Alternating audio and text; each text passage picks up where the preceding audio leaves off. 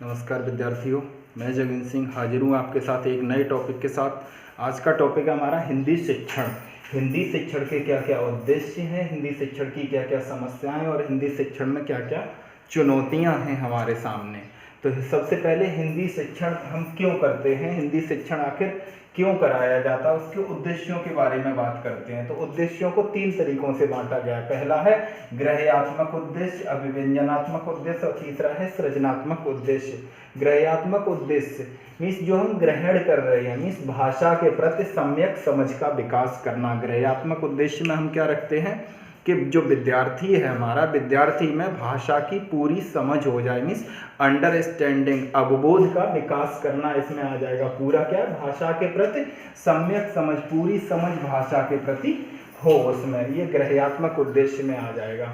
अभिव्यंजनात्मक उद्देश्य में क्या आ जाएगा, भाषा को अपने शब्दों में व्यक्त करने की क्षमता। जो हमारी भाषा है, विद्यार्थियों को जो हम सिखाते हैं, वो सिखाने का उद्देश्य क्या होना चाहिए कि भाषा को वो अपने शब्दों में व्यक्त कर सके, अपने विचारों को, अपनी भावनाओं को वो अपने शब्दों में व्यक्त कर सके, अभिव्यक्त कर सके। वही है हमारा अभिव्यंजनात्मक उद्देश्य। तीसरा हमारा सृजनात्मक उद्देश्य। सृजनात्मक उद्देश्य क्या है कि हिंदी भाषा में या कोई भी भाषा है, अभी हम हिंदी शिक्षण की बात कर रहे हैं, तो हिंदी भाषा में रचनात्मक कार्य करने लगे जब बालक, हमारा इसका उद्देश्य क्या होता है कि ऐसा विकास कराना, बच्चों को ऐसी शिक्षा देना जिससे कि वो हिंदी में रचनात्मक कार्य करे। रचनात्मक कार्य से तात्पर्य क्या है, कविता करे, लेखन कार्य करे, कोई और कार्य करे, रचनात्मक कार्य करने लगे। अब हिंदी शिक्षण की क्या क्या समस्याएं हैं, तो पहली समस्या है सबसे बड़ी, हिंदी भाषा का रोजगारोत्पादक न होना।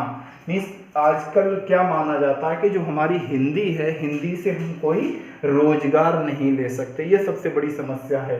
अभी वर्तमान परिप्रेक्ष्य में ये माना जा रहा है कि हिंदी से हम कोई भी रोजगार नहीं ले सकते। अगर आप अंग्रेजी के शिक्षक हैं तो अंग्रेजी शिक्षक से आप ट्यूशन लगा सकते हैं, कोई और काम कर सकते हैं, लेकिन हिंदी का क्या है, आपको रोजगार उत्पादक न होना, ये सबसे बड़ी समस्या है।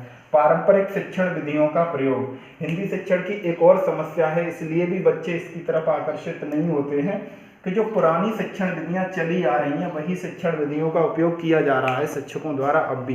पहले शिक्षक कैसे शिक्षण विधियों का उपयोग करते थे, अगर मान लीजिए कोई कहानी पढ़ाई जा रही है क्लास में, तो शिक्षक क्या करते थे, हाँ भाई सोहन तू खड़ा हो जा, अब पढ़। एक स्टेंजा वो बच्चा पढ़ता था, सोहन ने पढ़ा, उसके बाद उन्होंने मोहन को खड़ा कर दिया, मोहन ने फिर नेक्स्ट स्टेंजा पढ़ा। तो ऐसे करके क्या होता था कि पूरा पाठ टीचर बच्चों से पढ़वा देते थे, लेकिन एक्सप्लेनेशन जिस तरीके से आना चाहिए था उस पाठ का, जो उद्देश्य उनका होना चाहिए था पाठ को पढ़ाने का, वो चीज़ बच्चों तक नहीं पहुंच पाती थी। इसलिए पारंपरिक शिक्षण विधियों का प्रयोग कहीं न कहीं घातक होता है। नेक्स्ट है हमारा पाठ्यक्रम का प्रासंगिक न होना। जो हिंदी का हम कंटेंट रख रहे हैं, जो हमारा सिलेबस है या जो भी कंटेंट है, उस कंटेंट को मतलब जो हमारा रिलेटिव कंटेंट नहीं मिल पा रहा है हिंदी से, बच्चों के जो बच्चों की आयु के अनुकूल होना चाहिए, उनकी जो मानसिक क्षमता है उसके अनुकूल होना चाहिए। इन सबको ध्यान में रखकर उनका हिंदी का जो सिलेबस या जो कंटेंट या जो पाठ्य पुस्तकें हैं वो बनाई जानी चाहिए। नेक्स्ट है सूचना एवं तकनीकी के साथ समन्वय। वर्तमान में ये माना जा रहा है कि अगर आप हिंदी सीखना चाह रहे हैं तो टेक्नोलॉजी नहीं सीख पाएंगे, इस टेक्नोलॉजी के साथ आप हिंदी को नहीं रख सकते हैं। अगर आपको टेक्नोलॉजी के साथ रहना है तो किसी अन्य भाषा के साथ आना होगा, लेकिन ये अभी थोड़ा सा मिथक साबित किया है कि कुछ सरकारी संस्थाएं हैं, कुछ सरकारी दफ्तर हैं जिन्होंने केवल और केवल हिंदी के साथ काम करना शुरू किया है। तो अब ये चीज़ थोड़ी सी कहीं गलत होनी शुरू हुई है।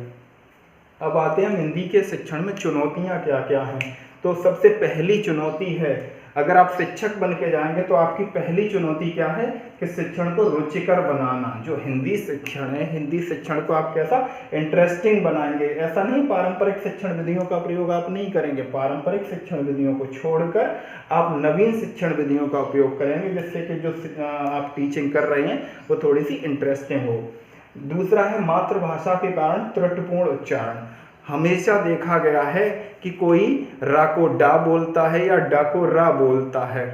जैसे अगर आप बिहार की तरफ चले जाएं तो बड़ा को बरा बोलेंगे, बरा मीन्स वो क्या है, उनकी क्षेत्रीयता की वजह से है। ऐसा नहीं, हम ये नहीं कह सकते वो लोग शिक्षित नहीं है, या जो व्यक्ति बड़ा को बड़ा बोल रहा है वो शिक्षित नहीं है, लेकिन क्या है, वो उनकी मातृभाषा का प्रभाव इतना बस गया है, उनकी क्षेत्रीयता का प्रभाव इतना पड़ गया है, उनके त्रुटिपूर्ण उच्चारण होने लगा है इस वजह से। तो ये भी चुनौती एक बहुत बड़ी है जो आपको सॉल्व करनी है। दूसरा है आपका पारंपरिक पाठ्यक्रम, जो हमारा कंटेंट चला आ रहा है, जो सिलेबस चला आ रहा है, वो भी ट्रेडिशनल वे में फॉलो कर रहे हैं, तो उसे हम चेंज करके इंटरेस्टिंग और रुचिकर पाठ्यक्रम लेके आएंगे बच्चों के मानसिक आयु के अनुसार। नेक्स्ट है प्रशिक्षित शिक्षकों की कमी और हिंदी की चुनौतियों को दूर करने के लिए, या कोई भी शिक्षण है, किसी भी विषय का शिक्षण हो, तो सबसे पहले क्या है, ट्रेन टीचर्स होने चाहिए।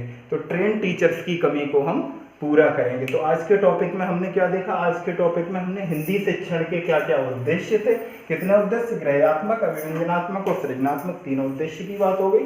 हिंदी शिक्षण की क्या क्या समस्याएं थी और क्या चुनौतियां थी।